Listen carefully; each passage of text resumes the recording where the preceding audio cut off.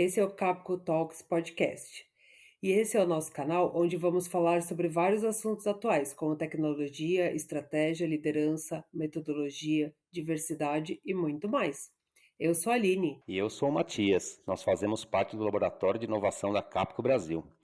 No episódio de hoje, vamos falar sobre os desafios da qualidade e testes de software na vida real e a importância de os gestores investirem em testes de software para ter uma sustentabilidade melhor no futuro.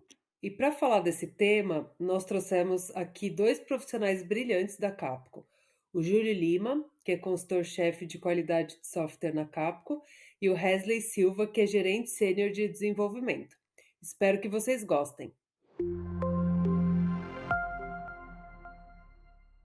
Os desenvolvedores, eles não estão preparados pelo mercado para saber testar.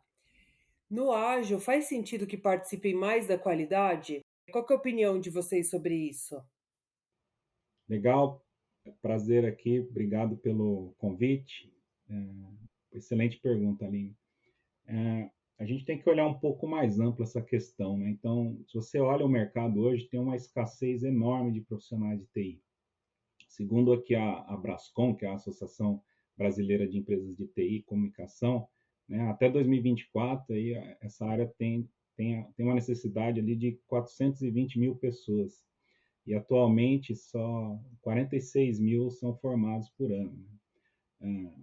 E aí, quando você olha, né, o mercado, né, preparar esses desenvolvedores, tem uma outra questão que é a escalada da aprendizagem. Né? Eu sempre gosto de compartilhar um site aqui, né, que chama roadmap.sh, que mostra ali um caminho, né, de tecnologias que você tem que aprender. Então, quando você pega um desenvolvedor back-end, por exemplo, né, ele tem que conhecer, né, como a internet funciona, ter noções de front-end, né, HTML, CSS, JavaScript, conhecer de sistemas operacionais, né, linguagem de programação, né, os sistemas de controle de versão e banco de dados. A partir desse momento é que ele começa ali a ser inserido no contexto de teste, né? E então, assim, o mercado realmente leva um tempinho para formar ali o desenvolvedor, né? Ou a experiência dele leva um tempo até ele chegar nesse contexto. Né? E aí é bacana ver, né? Como alguns métodos de desenvolvimento, no caso aqui o Extreme Programming, que é um que eu gosto bastante, né? Tem em seus valores, né? Comunicação, simplicidade, feedback, coragem e respeito. E aí quando a gente fala de feedback aqui no XP, né? A gente pensando em teste, né, a gente entende que testar é bom, então se testar é bom, vamos fazer o tempo inteiro. Né? E aí é que faz mais sentido automatizar as coisas. Né? E eu gosto de mencionar uma frase aqui do Klaus Wistefeld, que ele dizia lá em 2010, numa palestra, né, que entregar um código sem testes automatizados é antiético, né? Então é bastante interessante, né? E aí o mercado tem aprendido, né, que é importante, né, você ter a automação de testes, né, e que você tem que ter um conjunto de testes que vai crescendo de forma escalável, ágil e flexível, né? Isso é bastante importante para você tomar boas decisões se o seu software está pronto para ir para a produção. Né? E aqui na Capco a gente tem uma cultura bastante arrojada, né, em relação aos testes automatizados, né? A gente sempre busca um excelente nível de cobertura, né, tanto dos testes de unidade, integração e de sistemas, né? E nessa questão vale a pena citar aqui a teoria das janelas quebradas, eu não sei se vocês já ouviram falar, que é o seguinte, né, se você tem uma janela do edifício, né, quebrada, se você não consertar logo, a tendência é que em pouco tempo todas as demais janelas estejam quebradas também, né? Então, se um teste falha, é prioridade zero consertar isso, né? Então, não vale só remover o teste, né? Você tem que corrigir, mesmo que isso acabe impactando ali algumas datas acordadas, né? Como você vê, Júlio? Eu vejo como sendo uma crescente essa necessidade do desenvolvedor ser capaz de testar. Entretanto, né, como você disse, né, mesmo na faculdade ainda ou nos roadmaps de o que eu preciso para me tornar um desenvolvedor de software, a gente ainda continua vendo testes de software como sendo uma parte mínima, uma parte que ela não é tão abordada. E quando abordada, ela acaba sendo muito abstrata, né? Para quem é desenvolvedor e foi estudar sobre testes de software, provavelmente viu primeiro um teste relacionado à calculadora. Mas quando a gente vai para o dia a dia, na vida real, de quem desenvolve, sistemas são bem mais complexos do que isso, né? Sistemas, como a gente aqui na Capco trabalha com sistemas financeiros, a gente sempre vê testes que precisam ser muito mais específicos, muito mais numerosos, e ver o desenvolvedor sendo, né, vamos dizer assim, crescendo dentro da sua profissão, sem conhecer sobre testes, quando esse desenvolvedor, essa desenvolvedora cai num contexto onde precisa escrever testes, ele ou ela chega, na maioria das vezes, despreparado. É uma dificuldade que o mercado tem, uma grande dor que o mercado tem, e eu vejo que a forma da gente conseguir lidar com isso, que é a forma com que a gente tem lidado nos projetos aqui da Capco também, é de ter pessoas que sejam capazes de instruir, mas não de instruir sob a perspectiva de um discurso filosófico ou, né, baseado apenas ou literário, né, mas sim uma prática. Então eu me lembro de um projeto que eu tive a oportunidade de trabalhar aqui na Capcom, onde a maioria dos desenvolvedores sabia sobre testes. E isso fazia com que uma outra parte dos desenvolvedores que não sabia começassem a parear e aprender com aqueles que sabiam mais. E aprendendo com aqueles que sabiam mais, eles começavam a ensinar outros. E quando a gente deu por si, que deu aquele estalo, você percebe, é aqui que a gente começa a ver a cultura em si do uso de testes de software dentro da organização, e começa a virar o jogo quanto àqueles, aquele gap que o mercado trazia, né. Então eu vejo dessa forma, sabe. Legal, pessoal. Eh, uma outra pergunta aqui, a área de qualidade, testes e software, em teoria, né, ela é adaptável aos conceitos ágeis aí. Porém, é comum ver algumas empresas aí segregando a qualidade a um silo, né, de testadores apartados. Como vocês acham como lidar com essa situação?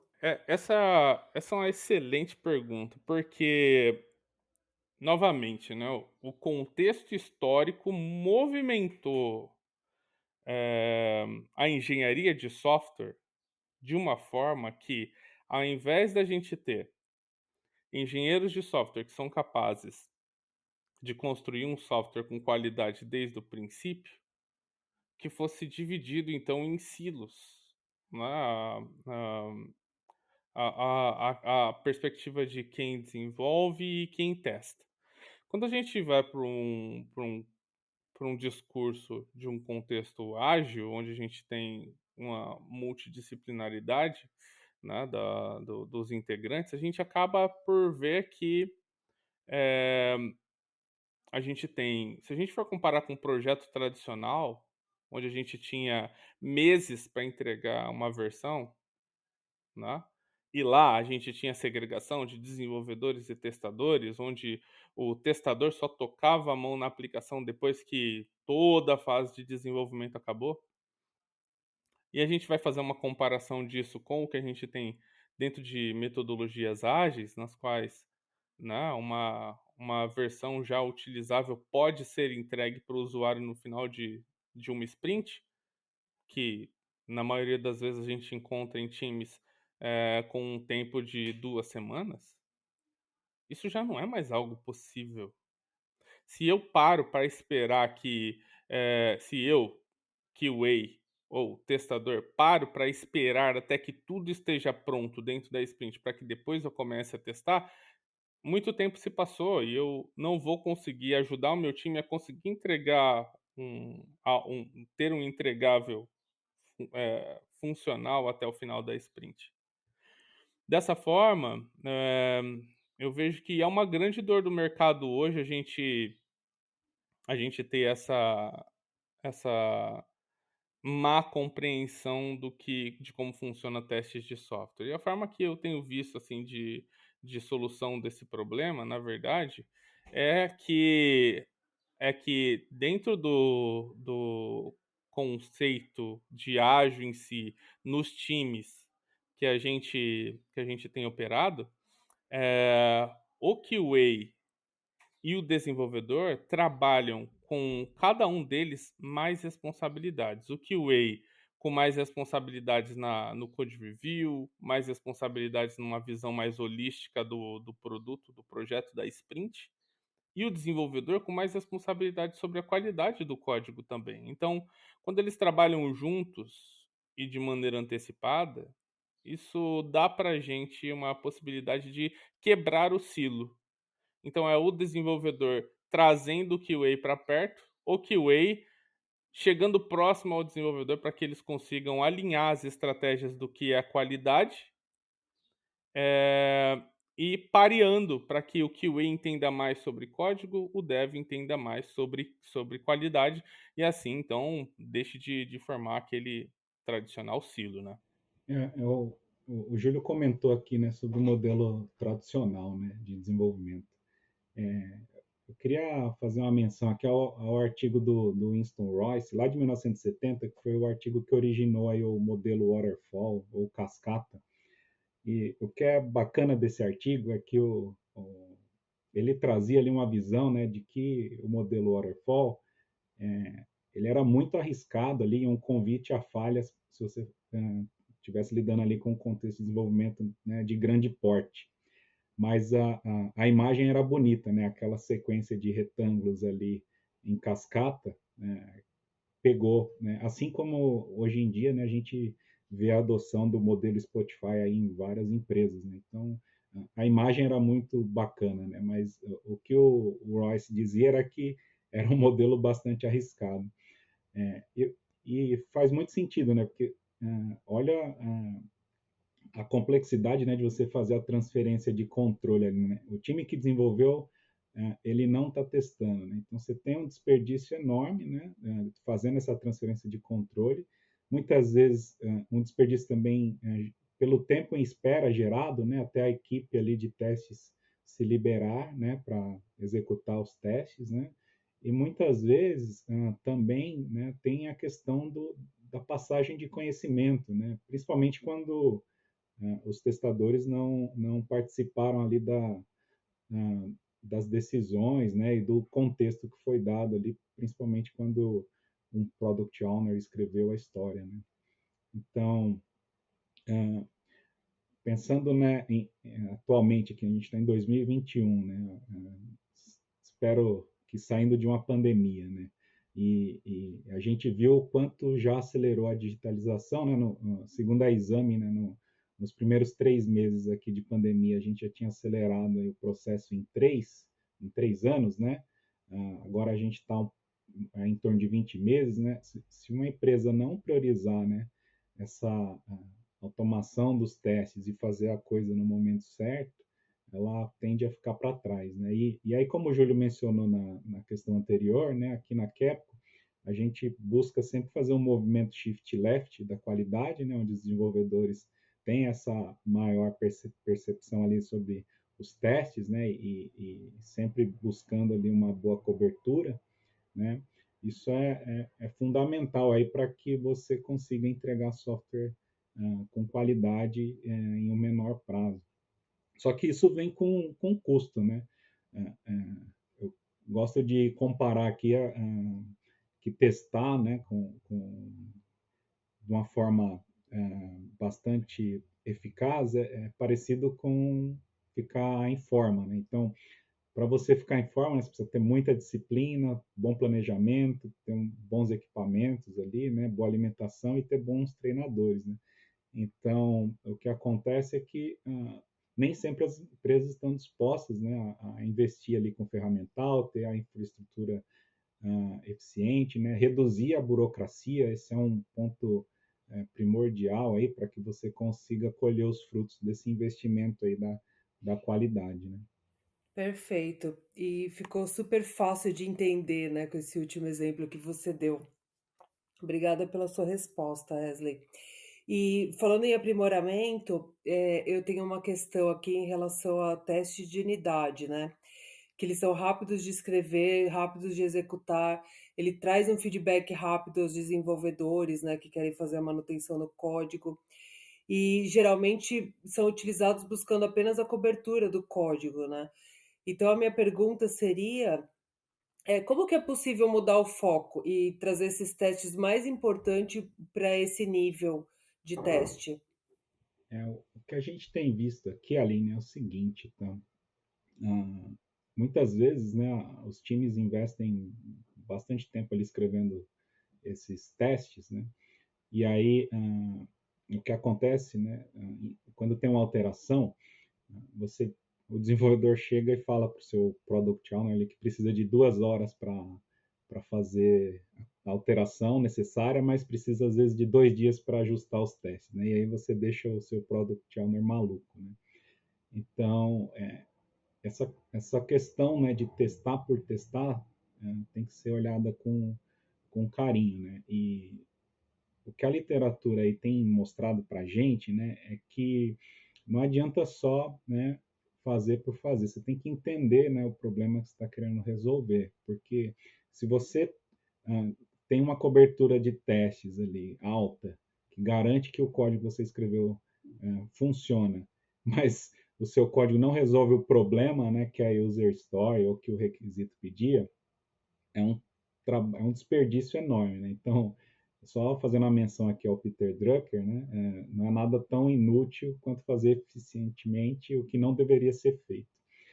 Então, a gente não tem que olhar para a cobertura de código como um gate de qualidade lá na ferramenta Sonar, né? Atingir 80%, atingir 90%, olha, tenho 100% de cobertura de código aqui. Às vezes isso significa que você tem, às vezes, tantos problemas quanto se não tivesse testado, né? Então, você sempre precisa garantir que os seus testes de unidade, né, eles atendem ali o seu design, né, pensando ali no, no, na unidade que você está testando, né, que seus testes de integração eles funcionam de acordo com o que foi desenhado, né, que os testes de sistema funcionam num ambiente parecido com o que você tem, com o que vai rodar em produção, né, e que seus testes de aceitação atendem às necessidades dos clientes, né, os requisitos. Então, isso é bastante importante, né, e é por isso que aqui na Kepco a gente sempre incentiva aí os clientes a aprimorar seus sistemas de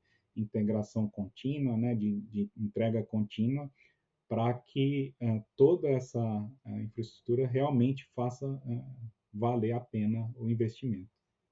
Bom, o Wesley falou sobre infraestrutura e isso é algo que é muito importante, assim, nessa discussão. Porque por mais que a gente pense em velocidade, em feedback rápido, se a gente não tem uma infraestrutura, que possa contribuir para a execução dos testes, isso fica muito, muito, prejudicial ao à execução em si. Eu sei que na pauta a gente ainda tem um ponto a falar sobre essa questão de velocidade e infraestrutura, e a escolha em si, né, de quais são os testes a serem feitos, então eu vou postergar esse meu comentário. Mas voltando aqui ao ponto dessa pergunta em si, quando a gente fala sobre cobertura de código, como o Wesley bem disse, né, ao falar de cobertura de código, muitas vezes a gente começa a discutir percentuais que não fazem muito sentido, né. Quem nunca ouviu falar sobre cobertura de código e logo de cara falou: 80%. Por quê? Porque a gente acaba por meio que banalizar, né, a questão da cobertura em si, sem ter um pensamento crítico ao redor disso. A cobertura de código, ela é algo que, se a gente for parar para pensar apenas nela, ela é algo que não é tão inteligente. Cobertura de código, quando a gente fala de testes de unidade, é basicamente você escrever testes para percorrer as linhas da aplicação. Entretanto, percorrer as linhas da aplicação não necessariamente significa que você vai exercitar tudo o que é mais importante em um método ou em uma classe. Entender quais são os testes mais importantes não é igual a cobrir todas as linhas do código, mas sim pensar em quais são os casos a serem exercitados que vão trazer mais valor para o negócio. Por isso que o começo da frase do Hasley, quando ele fala daquela discussão com o PO ou daquela parceria com o QA, podem contribuir para isso, porque você não escreve apenas para cobrir o código, mas você escreve seus testes para realmente conseguir analisar alguns cenários que são importantes para o cliente, para o negócio e para as fases vindouras, para que então com isso a gente consiga dar mais qualidade para a aplicação e mais segurança. Eu vejo isso como sendo um fato importante, né? Quando eu começo a escrever testes para a aplicação, o que na verdade eu estou buscando é trazer mais confiança para os desenvolvedores na hora de fazer a alteração no código. Legal, Júlio, Wesley. Tem aqui uma outra pergunta. Como que vocês acham que fica a vida dos times, né, das equipes que têm aplicado aí excelentes níveis de automação, trazendo segurança para as implantações em produção, enfim, mas que ainda sofrem com lentidões nos tempos de execução dos testes? Legal, bacana. Esse é o gancho que eu tinha feito lá durante a minha última resposta, que é que é o fato da gente mudar a infraestrutura para ajudar a acelerar os testes. Existem diversas práticas para que a gente possa acelerar a execução deles. Uma bem básica, bem simples, é a paralelização dos testes. Então, às vezes a gente tem lá cenários onde a gente tem muitos testes, por exemplo, centenas de testes de unidade, por exemplo. Testes de unidade, eles rodam de maneira rápida. Então eu nem me preocupo muito com a forma com que eles vão ser executados. Agora, quando eu começo a falar de um teste de integração, que vai se conectar, vai conectar dois pedaços, dois serviços ou dois componentes, eles passam a demorar mais tempo para serem executados. A paralelização dos testes pode fazer com que aqueles meus 10 testes a serem executados sejam executados simultaneamente ao invés de serem executados em fila, o que faria com que a velocidade aumentaria, né? O que faria com que a velocidade aumentasse. Outra característica aqui que a gente precisa observar é sobre a perspectiva da infra em si. As máquinas onde esses testes vão ser executados, elas, na maioria das vezes, não precisam ser máquinas muito boas. Entretanto, elas não podem ser uma máquina extremamente ruim, né? Você precisa modelar, né, balancear aí a velocidade de processamento, memória, que essas máquinas têm para que você consiga ter uma velocidade maior na execução. Agora, um ponto que é mais estratégico e menos relacionado ao hardware em si ou a configurações é a seleção do que testar e do que automatizar. Nem tudo que a gente encontra como sendo testes precisa ou deveria ser automatizado. Por duas razões. Uma, automatizar testes leva tempo. Isso é um fato. Agora, o segundo ponto é, todas as vezes que eu aumento muito o tamanho da minha suíte de testes, o meu software, a evolução do meu software, ela fica mais lenta. Porque todas as vezes que eu for alterar um trecho do meu software, por exemplo, um PO, né, chega e pede para que a gente considere uma determinada user story, né, na priorização para uma próxima sprint, e a gente olha para aquilo e fala: olha, você vai me desculpar, mas eh, o esforço relacionado ao desenvolvimento dessa user story é muito alto. E o PO pergunta, mas por quê? Ah, porque, olha, a gente vai ter aqui 1000 testes que vão quebrar. Alterar esses 1000 testes vai trazer aí uma complicação muito grande, um tempo para que a gente possa alterar. Ou seja, o teste que era para ser uma coisa boa acabou se tornando um desacelerador do progresso, né, e reduzindo assim, inclusive o time to market. Então é mega importante que a gente escolha testes de maneira inteligente, e existem técnicas para isso. Análise de riscos é uma forma muito boa de você começar a olhar para entender quais são testes que poderiam ou não serem automatizados.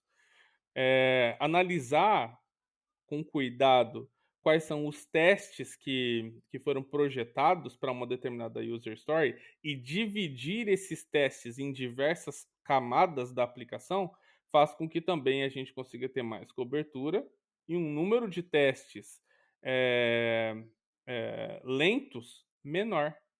Então é mega importante que a gente faça pelo menos essas análises de infra, de estratégia e também da forma com que a gente distribui os testes. Eu queria fazer um apelo aqui aos gestores, né, em geral, para ouvir o seu time, né, e evitar a síndrome de Gabriela, né, aquela que eu nasci assim, eu cresci assim, vou ser sempre assim, né? Então, às vezes você pega ali times que sofrem com essas lentidões aí por bastante tempo, né? E entendem que não pode ser mudado, né? Então, isso afeta demais o que eu chamo aqui de developer experience, né?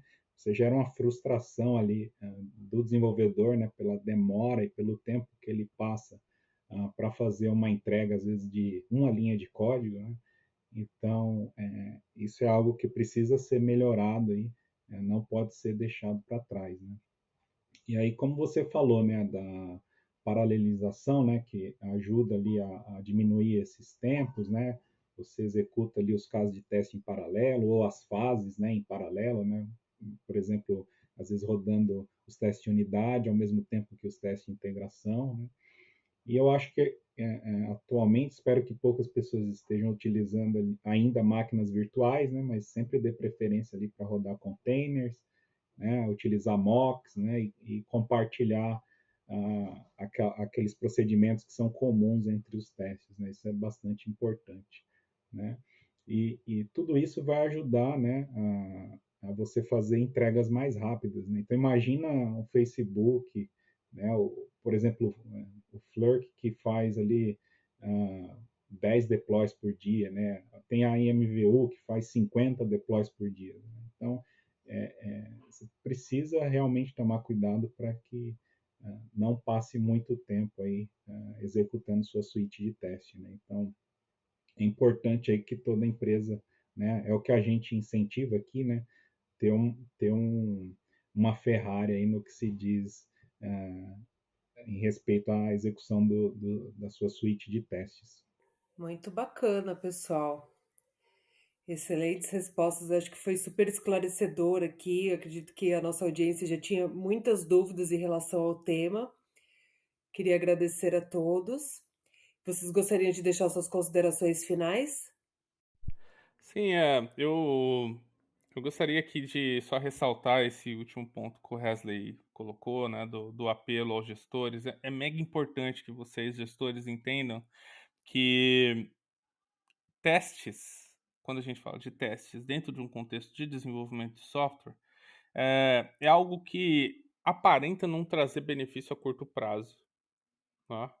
Ele traz, mas com certeza o benefício que vocês vão conseguir vislumbrar ao passar a utilizar testes como sendo parte das dinâmicas de desenvolvimento também, e dentro da perspectiva de melhoria contínua daquilo que vocês desenvolvem, eh, mas também vão conseguir ver que no longo prazo, ele vai trazer para dentro das suas organizações, dos seus times, uma melhoria na arquitetura, uma melhoria na forma de pensar, na forma de produzir software. Isso faz com que hoje seja necessário que vocês invistam mais tempo para aplicar, né.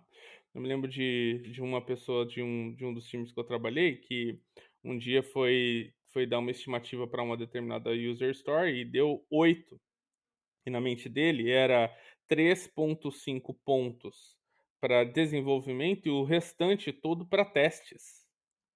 É importante que vocês, gestores, entendam que essa necessidade de investir mais tempo para testes hoje vai fazer com que vocês tenham uma sustentabilidade melhor no futuro, né. Isso faz toda a diferença, né. É movimentar agora para que vocês tenham um futuro melhor, com mais qualidade nos seus softwares e com menos problemas, né. Eu queria agradecer aqui essa participação nesse podcast. Foi um grande prazer aqui participar junto com o Wesley, que é uma pessoa que eu admiro bastante, e obrigado aí por essa oportunidade a todos. Legal, Júlio. Só deixando um complemento aqui, entenda que a partir do momento que você começa, né, a aplicar, né, esses conceitos aí no seu dia a dia, ah, seus vizinhos assim vão começar a olhar para você e falar, pô, o que que está acontecendo de diferente aí, né? Tá tudo funcionando, seu sistema não falha, né? E acaba que você vira referência para o mercado, né? Não é fácil, né? Requer aí disciplina, esforço e às vezes renegociar prazos, né? Que nem sempre é fácil, mas todo esse esforço aí você acaba colhendo bons frutos, né? Então, obrigado aí, pessoal, pelo convite, pela participação aqui no podcast. Espero que a gente tenha agregado aí um pouquinho na vida de vocês. Obrigado. Bom, legal. Obrigado, Wesley, Júlio aí, pela participação muito esclarecedora aí. É um assunto bem pertinente aí no desenvolvimento de software. Então, obrigado a todos também que estão escutando aí. Muito bacana aí ter vocês com a gente. E assim a gente termina mais um episódio do nosso Capco Talks podcast. Eu agradeço a presença de todos e a gente já está preparando um novo tema quentinho para a nossa próxima edição. Obrigada e até mais.